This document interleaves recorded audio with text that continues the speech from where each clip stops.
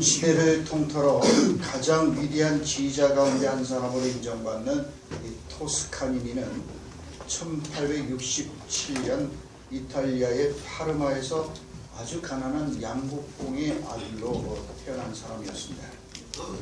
그의 아버지는 아주 남봉꾼이었다고 합니다. 그러니 그는 참으로 열악한 환경 속에서 성장한 그런 사람이었습니다. 그는 파르마 음악원에서 첼로를 전공했고 지휘는 거의 독학으로 스스로 그렇게 익혀나갔습니다. 그러나 지금도 그의 데뷔 무대는 천재라는 수식어에 걸맞게 화려하고 세상을 깜짝 놀라게 하는 것이었습니다. 19살의 토스카니니는 이탈리아의 브라질 순회 오페라단에서 첼리스트 겸 부합청 지도자로 있었는데 오페라 아이다 공연 시 지휘자가 극단 측과의 불화로 급작스럽게 사임을 하게 됩니다. 브라질까지 이 오페라 공연단이 갔는데 거기서 극단 측과 이 지휘자가 불화를 겪어서 지휘자가 브라질에서 그냥 난 못한다고 가버렸어요. 그러니까 이 오페라단이 이제 난리가 난 겁니다.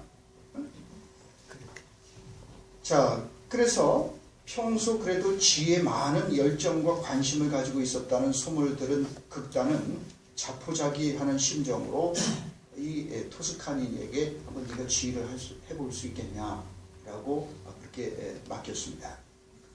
토스카니니는 리허설 없이 악보도 보지 않고 안보로 아이다의 지휘를 훌륭하게 마침으로써 단번에 유명해집니다. 그 본격적인 지휘자로 활동하게 된 토스카니니는 푸치니의 라보엠, 베르디, 오델로 등을 지휘하면서 오페라 지휘자로서 확고부동의 위치를 차지했고 라스칼라 음악감독, 미국 메트로폴리탄 오페라 수석 지휘자를 거쳐서 그 유명한 뉴욕 필 수석 지휘자를 역임합니다. 그리고 그의 나이 70세 때 자신을 위하여 창립된 MBC 교향악단을 맡아서 17년간이라도 활동하고 89세의 나이로 세상을 떠나게 됩니다. 자, 이 토스카니의 이 천재성을 논할 때 빠지지 않는 것이 바로 그의 안보 능력이었습니다. 그는 무려 300여 곡이나 되는 얼마나 그 곡이 대곡들입니까? 그걸 갖다가 다 안보를 했어요. 다 머릿속에 외웠답니다.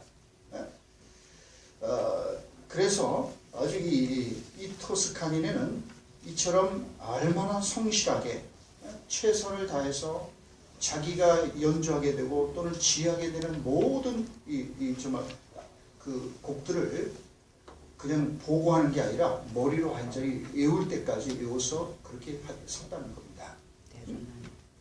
그래서 그로 하여금 그토록 정말 이 위대한 지휘자의 반열에 오르게 되고 불후의 지휘자가 되도록 만들었던 것은 오직 음악 하나만을 바라보고 자신의 모든 것을 음악에 바친 그의 열정과 성실성이라고 사람들은 평가합니다.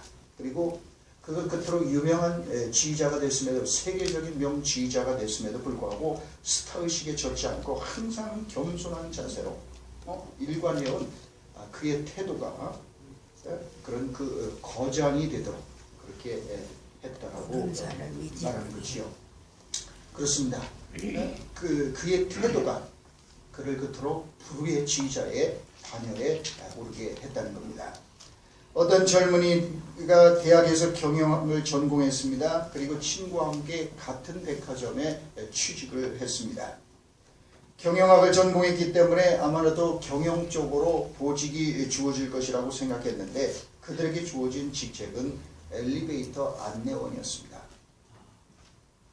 한 친구는 화를 내면서 내가 대학에서 4년 동안 힘들게 공부한 게 이런 시답지 않은 일을 해요. 엘리베이터 안내원 하려고 내가 이렇게 공부한 게 아닌데 하면서 사표를 던지고 그리고 백화점을 나와버렸어요. 그러나 같이 취직했던 다른 한 친구는 그렇게 생각하지 않았습니다. 엘리베이터 안내원으로 일하면서 그것을 드나드는 고객들의 구매 심리를 알 수 있으니 참 좋은 기회라고 생각하고 즐거운 마음으로 열심히 엘리베이터 안내원으로서 일을 했어요. 사람들이 어떤 물건을 주로 사가고 그 동향을 파악하고 엘리베이터를 오르내리면서 그렇게 그는 공부하는 자세로 그렇게 임했어요. 그 젊은이는 나중에 그 부서의 책임자가 됐고 한참이 지난 뒤에는 그 백화점의 최고 경영자가 됐습니다. 바로 유명한 미국 백화점 왕 페니의 이야기입니다. 똑같이 공부했고 똑같은 여건입니다. 무엇이 한 사람은 백화점 왕이 되게 했고 한 사람은 실직자가 되게 만들었습니까? 환경입니까? 조건입니까? 능력의 차이입니까? 학벌입니까? 그런 차이가 아니고 그들이 가지고 있었던 태도와 자세의 차이가 그들의 미래를 완전히 다르게 만들었던 것입니다. 그런 까닭에 우리들의 인생에 있어서 아무리 강조해도 지나침이 없는 것 가운데 하나는 태도와 자세입니다. 우리들의 태도와 자세는 우리들의 삶의 모든 면을 채색합니다. 태도는 또한 안경과 같아서 그것을 통해서 우리는 인생과 사물을 봅니다. 노란색 안경을 쓴 사람에게는 모든 것이 다 노랗게 보이고 빨간색 안경을 쓴 사람에게는 세상이 온통 빨갛게 보이는 것처럼 말이죠. 우리가 어떤 태도를 가지고 있느냐에 따라서 우리가 사물을 보고 인생을 보는 것이 그렇게 결정이 되고 채색이 됩니다. 그런 까닭에 우리가 어떤 태도를 가지고 살아가느냐에 따라서 우리들의 인생의 모든 것이 어둡고 우울하게 칠해질 수도 있고 밝고 아름다운 것으로 채색될 수도 있는 것입니다. 이처럼 태도가 우리에게 미치는 영향은 매우 중요합니다. 그래서 태도는 우리들의 가장 좋은 친구가 될 수도 있는가 하면 반면에 우리들의 최악의 적이 될 수가 있습니다. 현재 우리의 삶은 지금까지 우리가 견지해온 태도와 자세에 의해서 형성된 것이고 미래 역시 오늘부터 우리가 갖고 살 태도와 자세에 의해서 결정적으로 영향을 받을 것입니다. 따라서 우리는 어떤 태도와 자세를 가지고 살아가야 하는지를 진지하게 우리가 고민하지 않으면 안 되는 것입니다. 나쁜 태도와 자세는 우리들의 인생을 파괴합니다. 예를 들어서 생각 없이 무절제하게 과소비하거나 그냥 되는 대로 아무 생각 없이 먹고 싶으면 먹고 마시고 싶으면 마시고 자고 싶으면 자고 놀고 싶으면 놀고 일하고 싶으면 하고 이렇게 말이죠. 엉망으로 그렇게 사는 그런 자세와 태도를 가진 사람은 결국 자신의 인생을 파괴할 수밖에 없습니다. 긍정적인 태도와 낙천적인 자세를 가진 사람은 몸 안의 면역체계가 튼튼해 질병에 잘 걸리지도 않고 또한 걸려도 쉽게 낫는다고 합니다.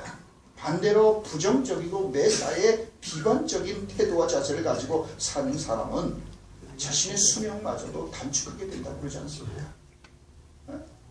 그러니 우리가 어떤 태도와 자세를 가지고 살아가야 하는지가 중요한 것입니다.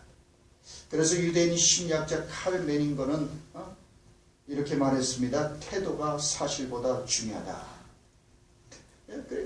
태도가 사실보다 더 중요하다.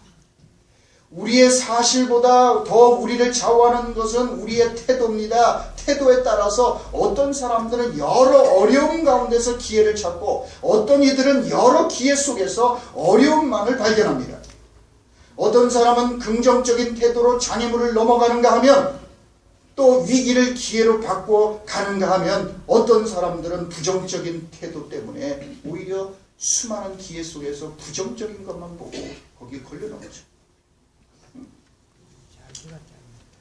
재능과 태도 중에서 더 중요한 것이 태도라고 하는 이유도 여기 있습니다. 우리 자신의 태도는 성공을 불러들이거나 아니면 쫓아낼 수 있습니다.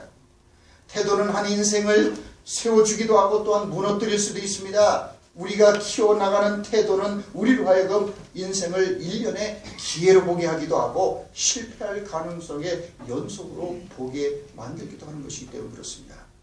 자, 그런 까닭에 우리가 한 번밖에 없는 인생을 복된 인생으로 살아가기 위해서는 무엇보다도 좋은 태도와 자세를 가지고 살아가야 한다고 주님은 말씀하신 겁니다.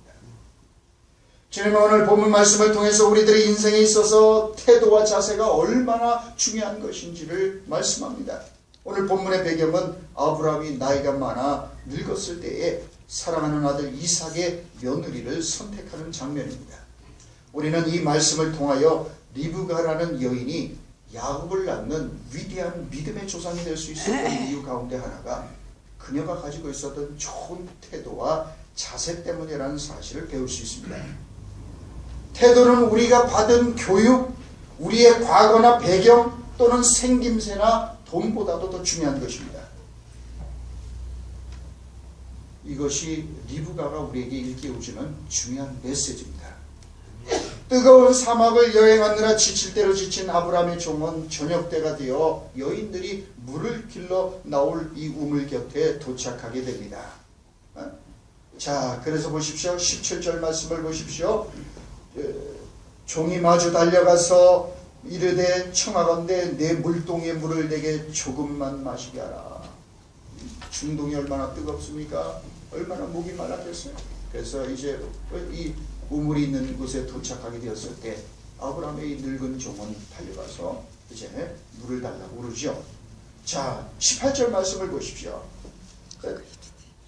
물을 달라고 요구하는 아브라함의 이 종의 요청에 대해서 리브가는 어떻게 반응하고 있습니까? 그가 이르되 내 주여 마시소서며 급히 그 물동이를 손에 내려 마시게 하고.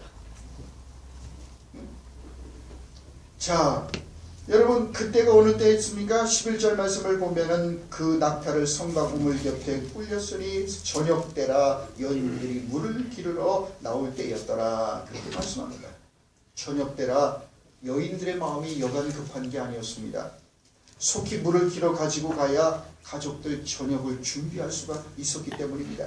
그렇기 때문에 이런 때에 바쁜 발걸음을 멈추게 하고 물을 달라고 하는 사람에게 물을 주는 것은 아무것도 아닌 것처럼 보이나 사실 평상시 도움이 필요한 사람들에게 늘 손을 내밀어 친절을 베풀던 그 훈련과 그 자세가 되어 있지 않은 사람이라면 이게 쉽게 할 수 있는 행동이 아니었습니다.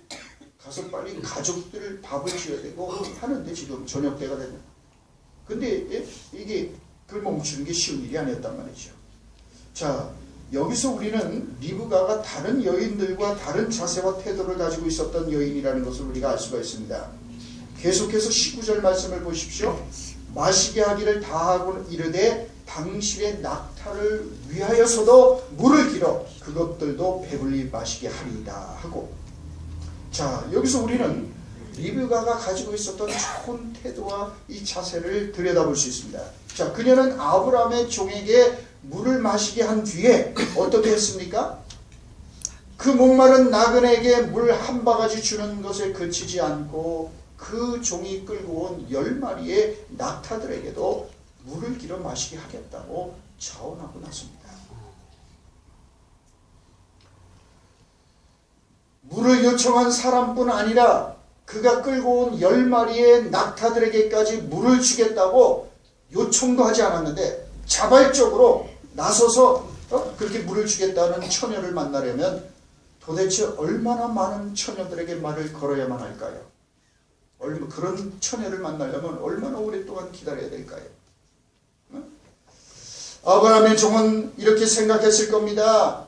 그래요. 얼마나 내가 많은 처자들이 만나야지 그 중에서 그런 처자를 하나 발견할 수 있을까? 그렇게 생각했을 겁니다. 그 당시 낙타에게 물을 주는 일은 강아지 몇 마리에 물을 먹이는 것과는 차원이 다른 강도 높은 노동이었습니다.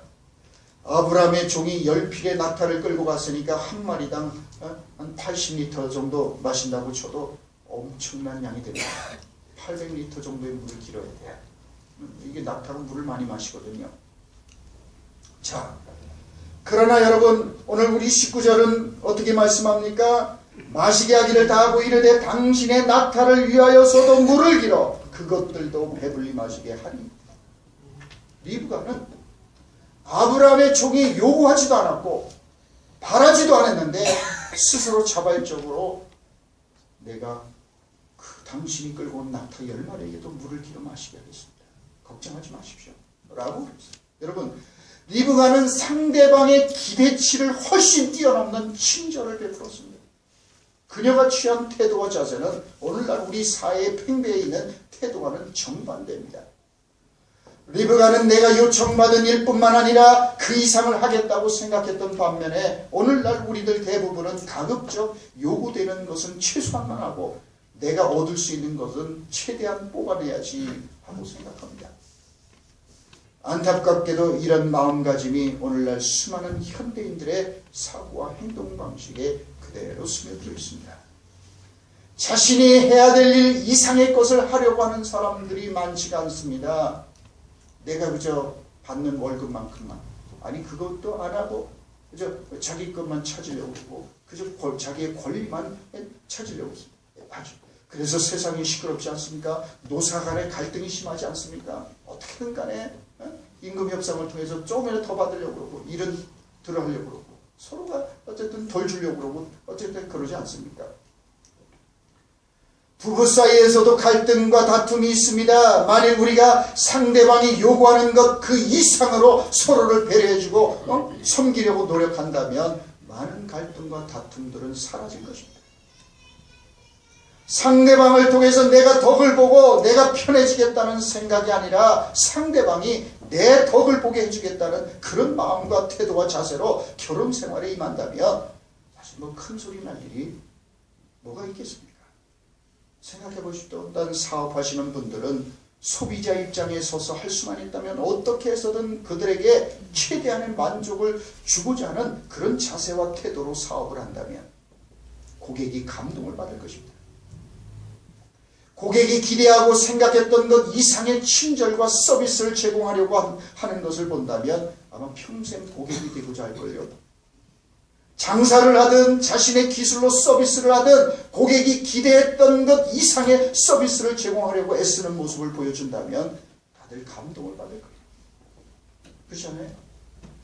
정말 그렇게 그걸 제공하는 사람들이 정말 그걸 요구한 소비자가 원하는 것보다 조금이라도 더 잘해주려고 그렇게 한다면 아마 아름아름을 통해서 더 많은 고객들을 유치하게 될 것입니다.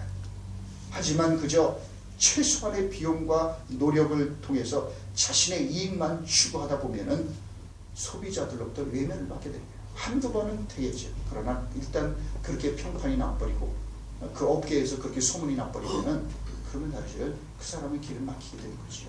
그러나 어느 집은 정말 끝까지 AS를 책임져주고 요구했던 것 이상으로 소비자의 편에 서서 최대한 그렇게 한다. 이런 소문이 나면은 여러분 아무래도 정말 사람들이 더 많이 찾지 않겠습니까? 바로 이 지점에서 리브가가 가지고 있는 태도가 빛이 납니다. 리브가는 그 뜨거운 중동의 사막을 걸어온 나그네의 입장에 서서 생각합니다.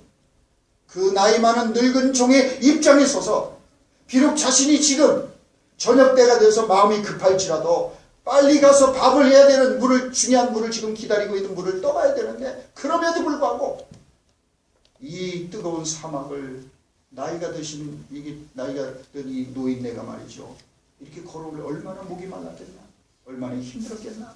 그 아브라함의 종의 입장에 서서 생각합니다. 그리고 짐승들 또한 말 못하는 짐승들 또 얼마나 갈증이 나겠는가? 그래서 물을 길어 집으로 빨리 돌아가는 걸 잠깐 보류하고 먼저 물을 떠서 마시게 합니다. 그래요. 이 리브가는 훗날 야곱을 낳는 이스라엘 12지파의 조상이 되는 야곱을 낳는 바로 이제 거룩한 그런 계보에 그 이름을 올리는 여인이 됐습니다. 그녀가 가지고 있었던 좋은 태도가 준 축복이었습니다. 리브가는 우리에게 그런 도전을 줍니다. 우리가 먼저 한 걸음을 떼지 못하다면 천리길도 갈 수 없다는 사실을 말이죠. 우리는 지금은 못하지만 앞으로 언젠가는 이러저러한 좋은 일을 하겠다고 말하면서 마음의 위안을 삼을 때가 많습니다. 지금은 내 형편이 안 되고 지금 내 처지가 안 해서 하지만 나중에 잘하겠다 이렇게 말하는 사람들이 많습니다. 그러나 현재 자신의 손에 가지고 있는 것을 가지고도 관용을 베풀지 못하는 사람이 먼 훗날 하루아침에 그 사람의 태도와 자세가 바뀌어서 베풀게 될 가능성은 매우 희박합니다. 지금은 못하지만 나중에 크게 하겠다고 말하는 사람들이 있습니다. 우리말 속담에도 그래서 나중에 보자는 사람 치고 무서운 사람 없다고 그러잖아요. 나중으로 미루는 사람은 미루다가 끝납니다. 중요한 것은 지금 여기서 비록 아주 작고 표시가 나지 않는 그런 것일지라도 행동과 실천에 옮기는 거예요. 처마 밑에 똑똑 떨어지는 이 물방울이 마침내 단단한 바위에 구멍을 내지 않습니까? 아주 작은 것일지라도 지속적으로 실천하고 하면 쌓이고 쌓여서 인생의 물꼬를 바꿔놓는 것입니다. 이것이 리브가의 좋은 태도와 자세에서 배우게 되는 그런 중요한 교훈입니다. 이 리브가는 그 순간에 그게 자기를 위해서가 아니라 그 남을 위해서 이토록 자기가 할 수 있는 그 일을 하는 거예요. 그리고 그가 요구한 것 이상으로 최선을 다해서 그가 끌고 온 낙타 10필까지도 물을 넣어요. 여러분, 사람들은 거창하고 폼나는 일은 서로 나서서 하겠다는 사람 많아요. 우리나라에 그래서 이상하게도 대통령병이 걸린 사람들이 많습니다. 또 총선이 되면 서로 국회의원 하겠다. 제대로 하는 사람 별로 없는데도 다들 국회의원 하겠다. 입만 열면 나라와 민족, 아니 차라리 그냥 나라 민족 걱정 안 해도 되니까 저 혼자만이라도 좀 잘 살면 좋겠어. 나는 국회의원. 근데 다들 뭐 조국을 위해서 자기가 무슨 봉사입니까? 그죠? 나라를 애먹이고 국민들 애먹이는 국회의원들이 얼마나 많은데. 그죠? 국회의원 숫자를 저는 한 반으로 확 줄였으면 좋겠습니다. 할 수만 있다면 말이죠. 국민들이 다 들고 일어나고. 그죠? 가만히 보면 국회의원들 반밖에 일하는 것 같지가 않아요. 훌륭한 분들이 많지만은 보면은 되게 회의하는데도 참석도 안 하는 국회의원들 태반이지만 그런 사람들 전부 다. 여러분 그래. 근데 보면 그래. 사람들은 거창하고 폼나는 일은 자기가 하겠다. 국회, 나라를 위해서, 민족을 위해서 하겠다고. 하지만 이렇게 지친 나그네에게 물을 대접하는 시시하고 표시도 안 나고 그리고 지나가는 사람, 언제 다시 만날 기약도 없는 사람, 이런 사실 표시도 안 나는 이런 일을 위해서 이처럼 진심을 다해서 이제 섬기고자 하는 그런 사람들은 많지 않단 말이죠. 그래서 우리는 리브가를 통해서 도전을 받는 거예요.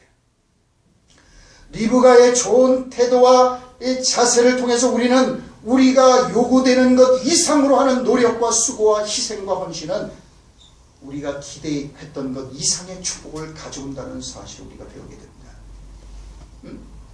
리브가가 물 항아리를 기울여 아브라함의 종만 달랑 마시게 하고 나는 지금 밥 지으러 가야 되니까 그냥 빨리 가야 된다고 했다면 얼마나 쉽고 편했겠습니까? 또 그 정도는 누구라도 할 수 있었을 겁니다. 그렇기 때문에 아브라함의 늙은 종은 기도하기를 제가 물을 달라고 했을 때 나한테 물을 줬을 뿐만 아니라 내가 요구하지도 않았는데 제가 끌고 온 10필의 낙타에게도 물을 주겠다라고 자청해서 하는 처자라면 하나님께서 바로 우리 주인의 정말 이 아들의 며느리로 선택한 것을 제가 믿겠습니다. 그게 표지라고 생각하겠습니다. 라고 기도했잖아요. 왜 그게 쉬운 게 아니니까.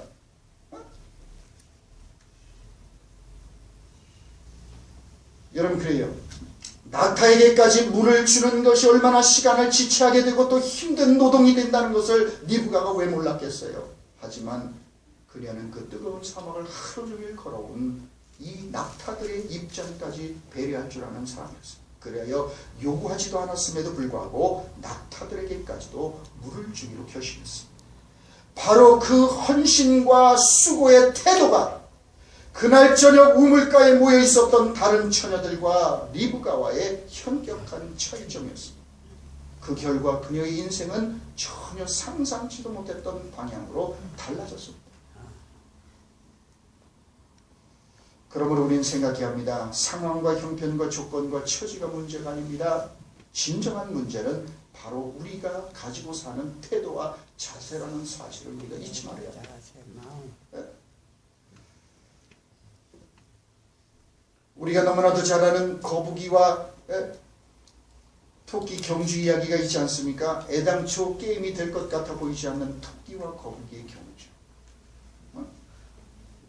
그런데 시합을 했는데 예상을 깨고 거북이가 토끼를 이겼다는 이야기 아닙니까?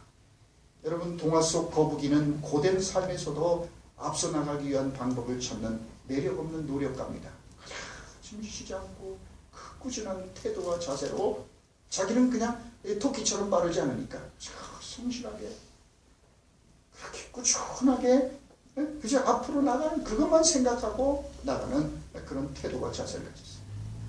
거북이는 너는 내 상대가 되지 않는다라는 이 토끼의 말에도 아랑곳하지 않고 그저 자신의 최선을 다해서 삶의 결과가 어떻게 되든 간에 자기는 최선을 다해서 그저 자기는 달려가겠노라.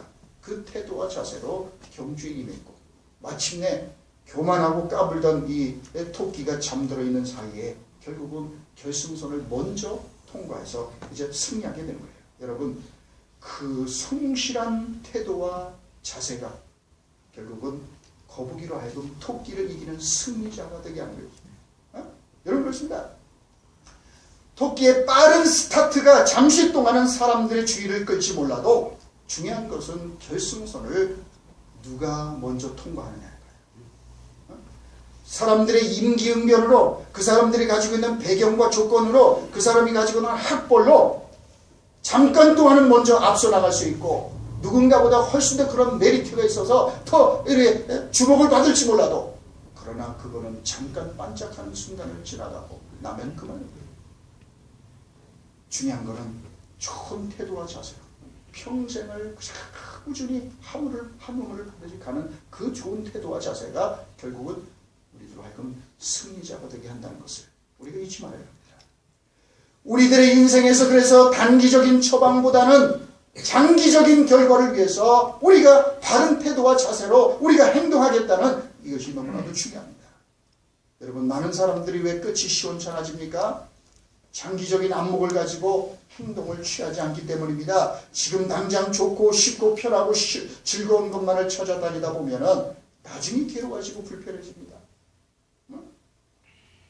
당장 눈앞의 이익과 편리함만을 쫓아다니면은 나중에 초라해집니다. 여러분 그렇습니다. 우리가 지금 어떤 태도와 자세를 취해서 사느냐에 따라서 그게 우리들의 10년, 20년, 30년 앞을 결정하고 있다는 걸 잊지 마세요.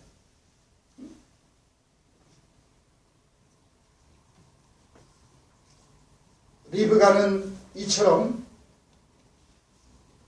그게 편하지도 않고 그렇다고 뭐 박수 받는 일도 아니고 그 오도가 어디서 왔는지 어디서 굴러왔는지 모르는 나그네, 또 뭐 언제 만날지도 모르는 그 사람에게 물 주나 안 주나 뭐 그게 사실 무슨 상관이냐 그렇게 생각할 수도 있었을 거예요. 그럼에도 불구하고 그 처음 만난 누군지도 모르는 낯선 나그네에게 그녀는 물을 줬고 또 요구하지 않은 것까지도 그녀는 그렇게 했다는 거죠.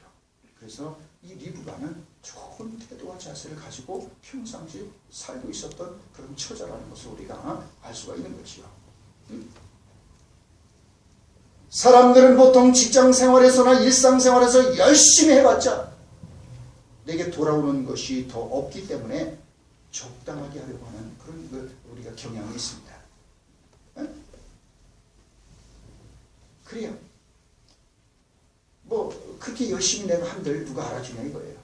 그리고 어차피 내가 직장에서도 한들 뭐 꼭 정해진 그 월급밖에 더 받는 건 아닌데 뭐 그렇게 열심히 할 필요가 있나 이렇게 생각하는 경향이 있단 말이죠. 그러나 우리는 기억해야 합니다. 리브가를 보면서 지금 당장은 표시가 나지 않고 별 도움이 되지 않고 지금 내게 어떤 보상이 돌아오지 않는다 할지라도 나중에 그것이 눈덩이처럼 불어나서 내 인생을 역전시키는 놀라운 계기가 될 수 있다는 것을 잊지 말아야 합니다. 언젠가 소개해드린 바 있는 감동적인 실화입니다. 실제로 있었던 일. 미국 필라델피아의 조그만 호텔에서 있었던 일이었습니다. 조지라고 하는 젊고 야심만만한 직원이 그 조그만 호텔에 근무하고 있었습니다. 그의 꿈은 호텔 업계에서 최고의 지배인이 되는 것이었습니다.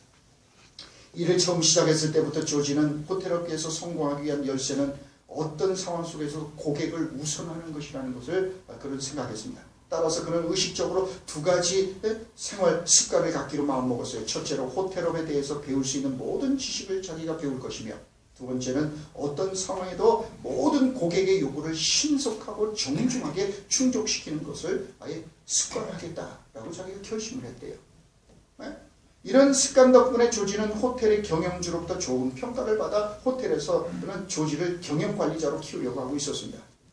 그가 근무하고 있었던 어느 춥고 굳은 밤에 조지는 야간 근무를 하고 있었는데 잘 차려입은 노부부가 호텔 로비로 들어왔습니다. 기품 있어 보이는 이 노신사가 프론트로 들어와서 그래서 독특한 영국식 억양으로 그에게 물었어요. 젊은이, 시내 큰 호텔은 모두 객실이 찼다고 하고 우리 부부가 묵을 방을 찾느라 고생일세 이 호텔에 머무를 수 있는 방이 있는가. 우리가 어쩌다 보니까 일정이 꼬여서 좀 늦게 도착했는데 방이 혹시 있냐.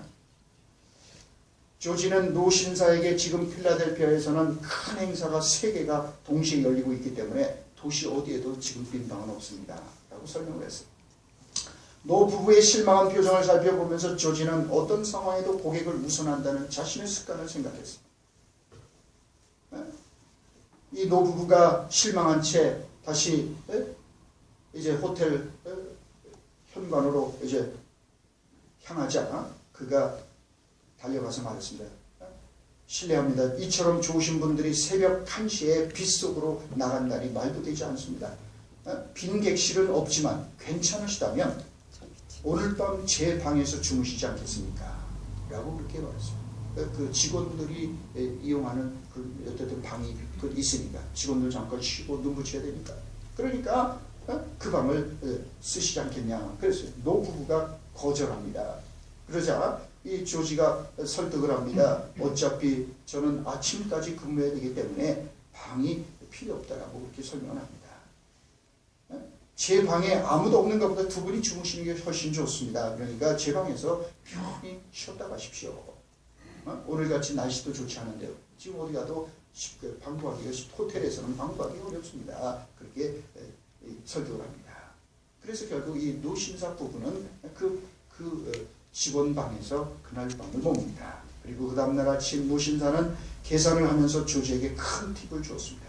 그리고 미소를 띤 노신사는 젊은이, 자네 같은 사람은 미국에서 가장 뛰어난 호텔을 경영해야 되네. 어쩌면 내가 나중에 자네에게 호텔을 하나 지어줄지도 모르지. 그 말을 던지고 갔습니다. 조지는 그저 덕담을 하시는 거, 노인네가 덕담하는 것을 알고 기분 좋게 웃었습니다. 그리고 조지는 그 노부부의 가방을 들고 도로에 나가 택시가 도착할 때까지 대화 상대가 되어 주었습니다. 그로부터 2년이 지난 뒤에 조지는 노부부에 대해서 까맣게 잊고 있었습니다. 우수한 태도와 근무 습관으로 호텔에서도 몇 차례 승진을 거듭하고 있었습니다. 하루는 뉴욕에서 조지 볼트 앞으로 편지가 하나 왔습니다. 바로 2년 전 비오는 날 조지가 도왔던 노신사에게서 온 편지였어요. 조지에게 노 부부를 방문해달라는 초청의 내용을 읽고 필라델피아에서 뉴욕까지 왕복 비행기 티켓이 같이 들어있었습니다.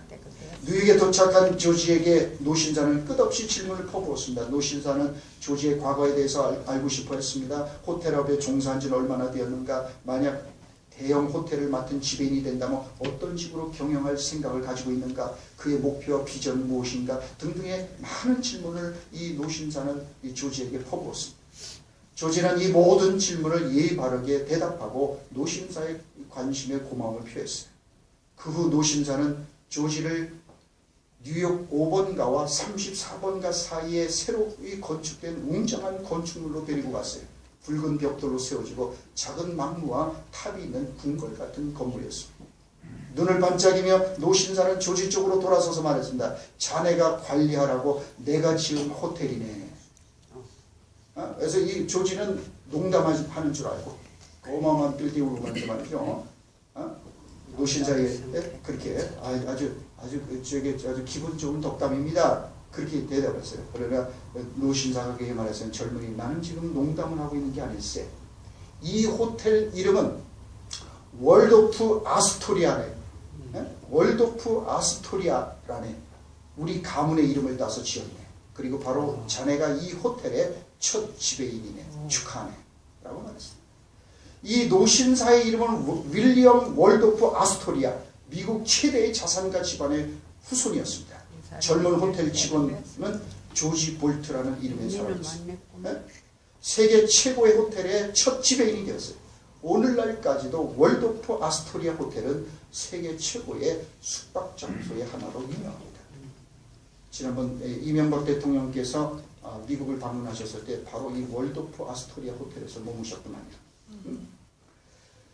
조지 볼트는 다른 종업원들과는 구별되는 그런 태도로 그는 그렇게 살아가기로 작정을 했습니다. 똑같은 호텔 종업원이었지만 그랬기 때문에 그는 비록 내가 종업원이어서 내가 주인이 아니어서 그저 적당히 하고 시간만 때우고 그래도 되고 지금 뭐 방이 없으면 없다 그러면 끝나는 거고 그런데 그러나 이 조지 볼트는 최선을 다했어요. 최선을 다해서 고객을 만족시키고자 하는 그런 태도와 자세로 자기는 그렇게 일하겠다라고 결심했어요. 그렇기 때문에 그 결심대로 그 노신사가 어떤 분인지를 몰랐지만 그가 가졌던 평소의 태도와 자세 그대로 그 고객을 섬겼고 그리고 그것이 세상에 이렇게 놀라운 결과를 가져오게 될지 어떻게 알았겠습니까? 이것이 우리가 리브가를 통해서 배우게 되는 교훈입니다. 리브가는 그 저녁 시간 밥을 지어야 될 그 바쁜 시간이었지만 자신의 삶을 비집고 들어온 이 불청객 이분을 거절하지 않고 물을 대접했고 뿐만 아니라 그가 요구하지 않았던 것까지도 최선을 다해서 그렇게 한 그 태도와 자세 때문에 이처럼 그는 아브라함의 며느리로 간택이 되고 그리고 거룩한 족보에 그 이름을 올리는 그래서 하나의 아름다운 멋진 브랜드가 되는 이름이 됐어요. 리브가. 여러분들 이제 곧 3월입니다. 우리는 2월 마지막 주간을 보내고 있습니다. 우리 모두 새로운 출발선에 서 있습니다. 우리 모두 정말 이 리브가처럼 조지 볼트처럼 여러분들 토스카니니처럼 우리가 좋은 태도와 자세를 가지고 2016년을 살아가는 까닭에 2016년이 정말 멋지고 근사한 한 해가 되고 그런 축복을 누리는 그런 멋진 여행이 되시기를 주의 이름으로 축원합니다.